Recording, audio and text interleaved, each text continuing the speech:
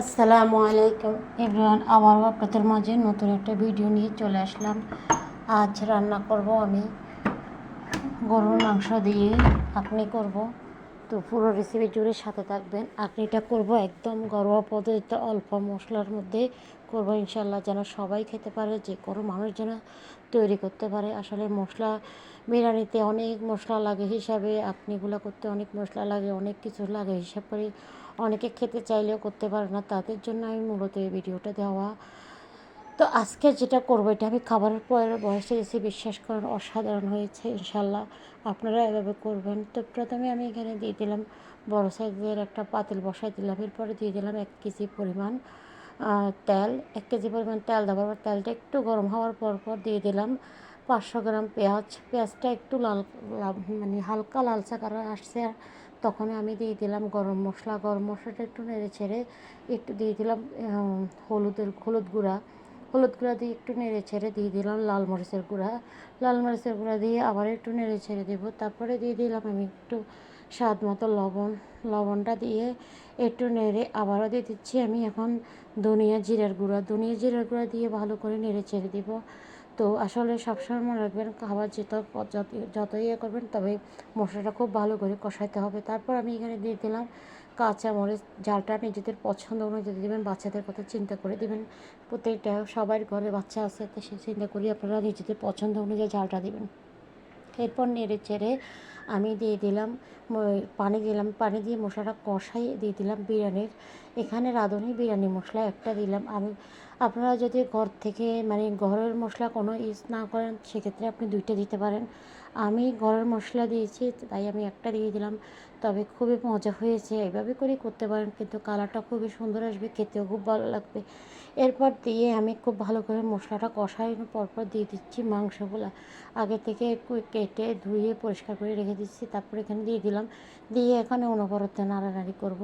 একদম খুব ভালো করে নাড়তে হবে। তারপর নেড়ে খুব ভালো করে খুব যতক্ষণ পর্যন্ত মাংসটা মজবে, সিদ্ধ হবে না, ততক্ষণ পর্যন্ত আপনি মশলাটা ভিতরে মাংসগুলো খুব ভালো করে করতে হবে।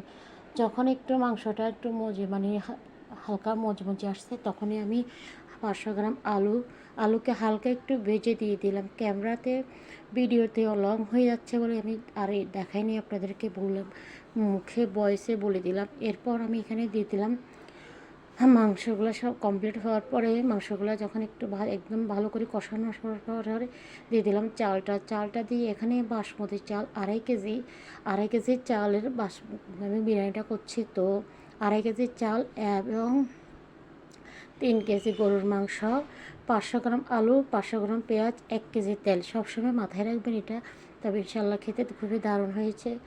তারপরে এখানে খুব ভালো করে খুব ভালো করে চাল মাংস সব কিছু ভালো করে ভাজানোর পরে আমি পানি দিয়ে দিলাম, গরম পানি। অবশ্যই গরম পানিটা ইউজ করবেন। গরম পানিটা দেওয়ার পরে দিয়ে দিলাম আমি লিকুইড 1 কেজি পরিমাণ দুধ।